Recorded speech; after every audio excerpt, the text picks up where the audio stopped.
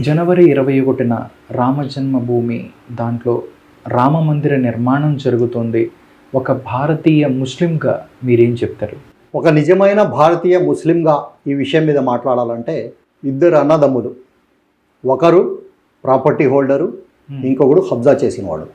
ఇద్దరు ఒక పెద్ద మనిషి దగ్గర వెళ్ళారు. వెళ్తే ఆ పెద్ద మనిషి ఏం చేశాడంటే, ఎవరైతే బలంగా ఉన్నాడో అతన్ని నీ ఇల్లు ఇచ్చేసి నీకు వేరే చోట స్థలం ఇస్తానని ఇచ్చిన కోర్టు ఈరోజు. ఇది అక్కడ జరిగిన న్యాయం. వాస్తవం మాట్లాడదాం, దీంట్లో రాజకీయం అనేది లేదు, దీంట్లో ఓటు వస్తుంది ఓటు పోది నాకు అనేది నాకు ఎటువంటి భయం ఉండదు నిజం చెప్పడంలో. అదే పరిస్థితి ఆ రామ మందిరంలో 1,00,000 కోట్లు పెట్టి 1,000 కోట్లు పెట్టి ఎన్ని కోట్లు పెట్టి మందిరం కట్టినా కూడా రాముల వారిని మాత్రం సాటిస్ఫై ఈ బీజేపీ చేయలేకపోతుంది. ఎందుకంటే శ్రీరాములు వారు ఎక్కడ కూడా ఫలానా కట్టడాన్ని పడగొట్టి నా మందిరాన్ని కట్టండి, లేకపోతే ఫలానా కబ్జా చేసి నా కోసం మందిరాన్ని కట్టమని రాముల వారు ఎక్కడా కూడా చెప్పలేదు.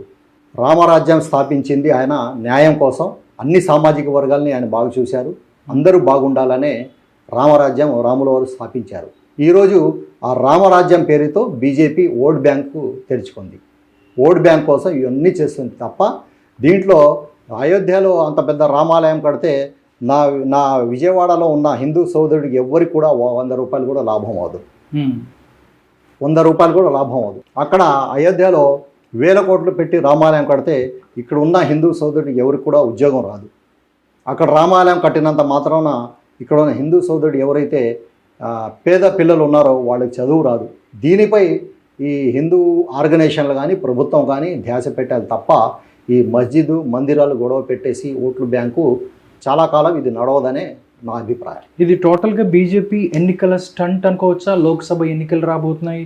బీజేపీ ఏదైతే ఉందో హిందువులకు సంబంధించిన ఓట్లను కొల్లగొట్టేందుకే అయోధ్య రామ మందిరాన్ని అట్టహాసంగా జనవరి 21న కొన్ని 100 కోట్ల రూపాయలు వాల్మీకి విమానాశ్రయం అని పేరు పెట్టారు.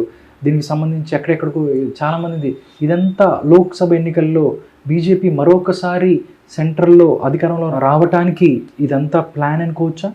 100% ఎలక్షన్ స్టంట్.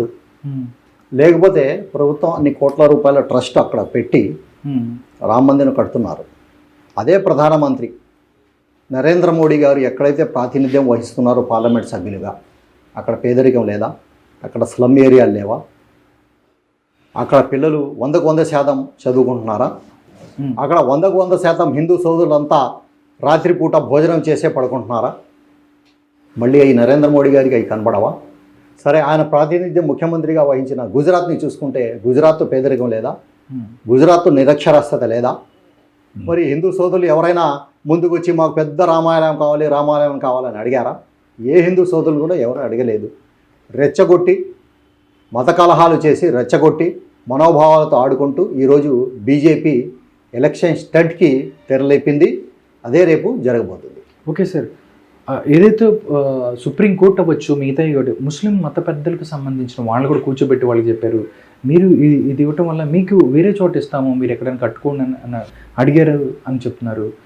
అంటే దీన్ని ఏ విధంగా చూస్తారు? అంటే బలం ఉన్నవాడికి ఇచ్చేసి మీరు ఎక్కడికో వెళ్ళిపోండి, ఈ ఇల్లు మీది కాదు అన్న కోణంలోనే చూస్తుందా ముస్లిం సమాజం? 100% అదే ముస్లిం సమాజం కాదు, ఎవరైనా ఒక న్యూట్రల్ హిందూ సోదరుడిని, క్రైస్తవ సోదరుడిని, ఇంకా ఏ కులాల మత వాళ్ళని కూర్చోబెట్టి అడిగితే ఇదే సమాధానం వస్తుంది. ఓకే, ఎందుకంటే న్యాయం ఏమైందంటే అక్కడ కోర్టు ఏం చెప్పింది, ఇక్కడ మసీదు ఉందని కోర్టు ఒప్పుకుంది. ఇక్కడ చాలా కాలం నుంచి మసీదు ఉందని ఒప్పుకున్న తర్వాత మళ్ళీ ఇది హిందూ దేవాలయానికి ఇస్తామంటే దాన్ని న్యాయం అనాలా, సెటిల్మెంట్ అనాలా?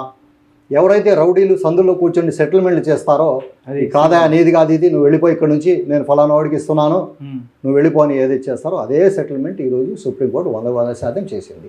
దాన్ని మాత్రం మేము రాజ్యాంగ పరంగా స్వాగతిస్తున్నాం. కానీ సుప్రీంకోర్టు సెటిల్మెంట్ కానీ ఏదైనా కానీ న్యాయం మాత్రం 100% అన్యాయమే చేసింది. అది ఓకే. ఇంకొక మాట ఏంటంటే, ఈ ప్రభుత్వం మీకు ఎక్కడో స్థలం ఇస్తాం మస్జిద్ కట్టుకోండి, మేమే అడగలేదే ప్రభుత్వానికి స్థలం ఇవ్వమని, మాకంత అవసరం కూడా లేదు.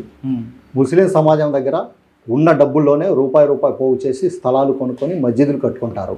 ఎక్కడో కొండల మీద మస్జిదులు మేము కట్టము, ఎక్కడో కబ్జా చేసిన స్థలాల్లో మస్జిదులు కట్టరు. ఎందుకంటే అక్కడ కబ్జా చేసిన స్థలాల్లో మస్జిద్ కడితే మాత్రం అది మస్జిదే కాదు, అది దేవుని గృహమే కాదని నమ్మే షరియత్ మాది, ఇస్లాం మాది. కాబట్టి మా స్థలాన్ని తీసుకొని ఎక్కడో ఇస్తామంటే ఇది రౌడిజం తప్ప వేరే ఎటువంటి దీనికి ఆస్కారం లేదు.